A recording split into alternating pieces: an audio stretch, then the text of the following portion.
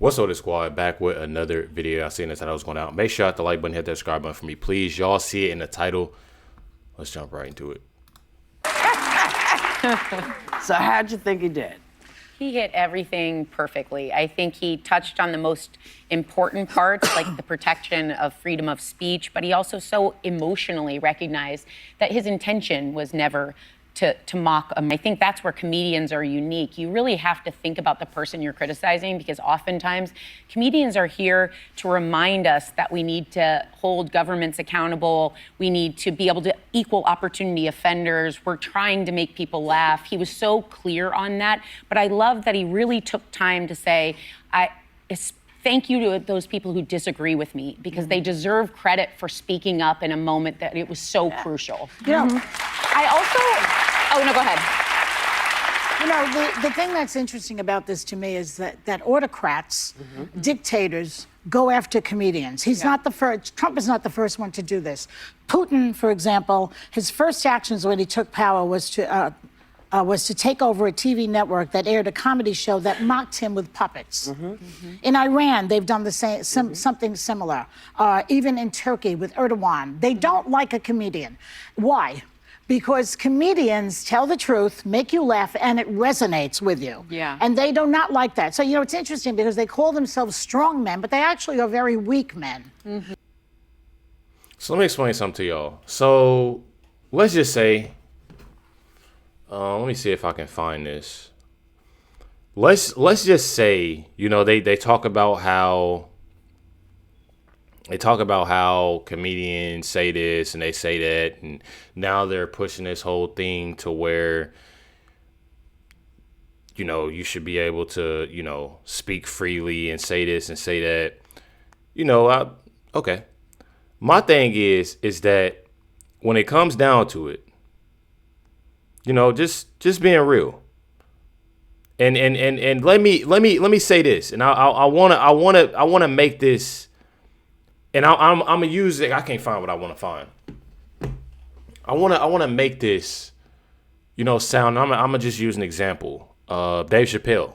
Let's say Dave Chappelle. You have so many other comedians that say things and they want to cancel them. They want to cancel them. They want to make a big deal out of things, and they want to say this and they want to say that. One thing about it is that they try to play this game. You know, they're very, very, very big hypocrites when it comes to things. You know, they're big liars when it comes to things, and they always want to play the victim. They pull that victim card out a lot. You know, all because, you know, what I find messed up about the whole thing is that regardless of the whole situation, them taking Jimmy's side, of course they're going to take Jimmy's side, you know, Seville, you know. But he mocked. When you mock somebody, especially that person, not to mention never apologized, I find that insane. Not only from Jimmy Kimmel, but the whole production, The View, and anybody else, you know, that's taking Jimmy Kimmel's side on this. I definitely feel like it's ridiculous. I definitely feel like it's disgusting, and I don't like it. That's just how I feel about it. Because they can't take a joke. You know, throughout history, presidents have been mocked in this country, and it's always been a great thing about this country.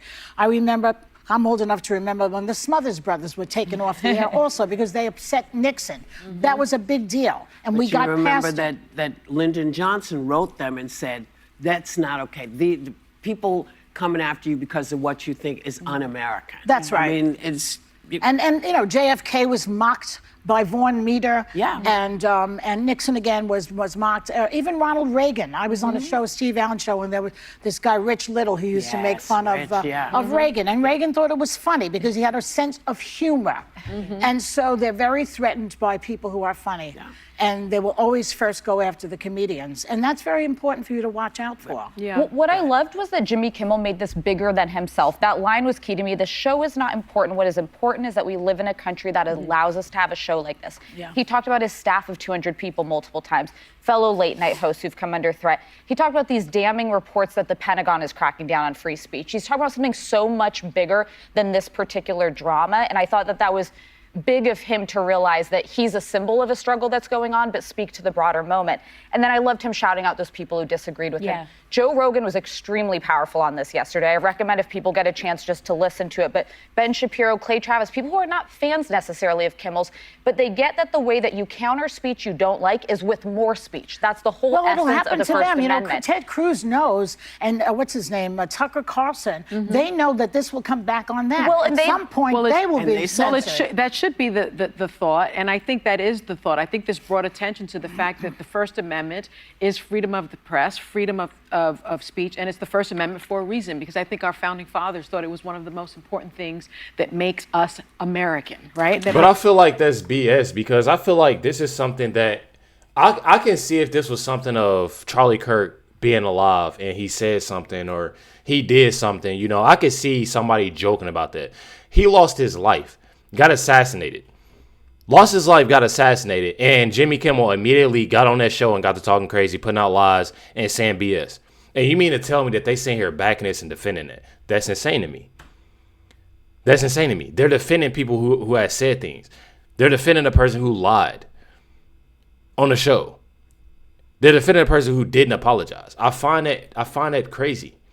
I definitely find that crazy. But then it'd be, and I said it'd be different because there's been comedians that said something, and I don't recall a comedian not only saying something about, you know, a person that has passed on in the situation that it was, but I don't recall seeing a comedian that has done it as soon as it happened.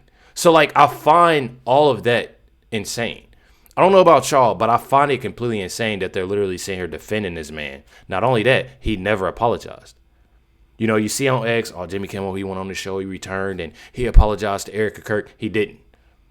He didn't apologize. He said sarcastic things that made him look good, not to us, but to people that's watching him, his viewers and his supporters. And I don't like that. This country, the front of the country. And Jimmy Kimmel said many times, it is un-American. It is un-American because freedom of speech is the bedrock of our democracy. One thing, to your point, Alyssa, that I thought was very important, and Joy, you often say they come for the comedians.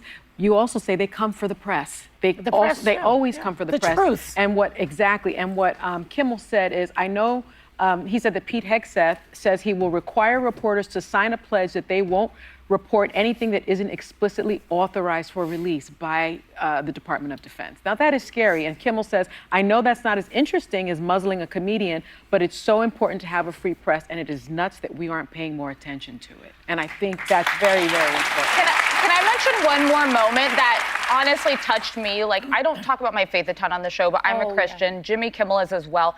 And he addressed Erika Kirk's remarks at the memorial this past weekend. If we could play that clip.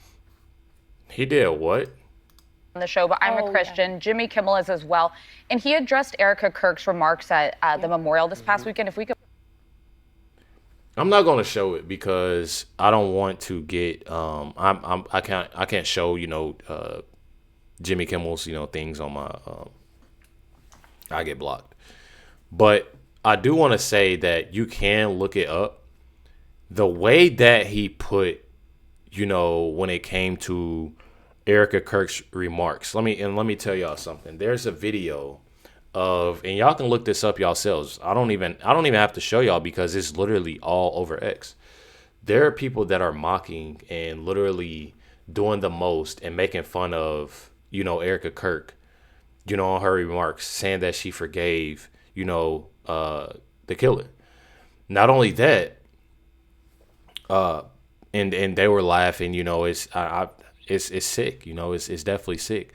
But if you watch how Jimmy Kimmel said things and you read his body language and you just look, just watch it and just see how he says it, you know, how he moves. A lot of that was to make himself look good in front of his viewers and supporters. This is not something that was I'm about to get on the show and I need to apologize for my actions, and that's what I need to do.